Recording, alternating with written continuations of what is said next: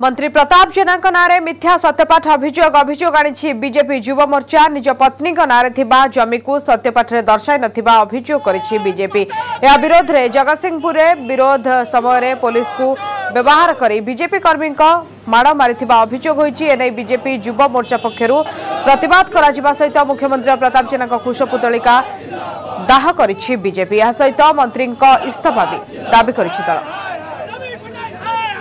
ओडिशा साधारण जानिबा दरकार जे आईन मंत्री निजे आईन कि आईन टाको विरोध करछन्ती तार प्रतिवाद रे विक्षोभ करतुल किंतु तांकर गुंडा प्रयोजित गुंडा माने हमको आक्रमण करछन्ती। तांको स्त्री को ना रे जो जगह रो जति सत्यपाठ करिया कथा तांको स्त्री ना रे जगह संपत्ति थिला ताकु सत्यपाठ दखल करि नांती जोटा कि निजे आईन मंत्री है कि आईन टाको भंग करछन्ती। मु जो प्रॉपर्टी लिस्ट 2014 रे देइथिले आपण देखंतु सेतिरे एक कथा स्पष्ट अछि जो प्रॉपर्टी मु देइनी बोली कहउचंती से प्रॉपर्टी लिस्ट मु 2014 रे देइछि बोली ए मते स्पष्ट अछि इंटरनेट रे अवेलेबल अछि आपण भी देखि पारि।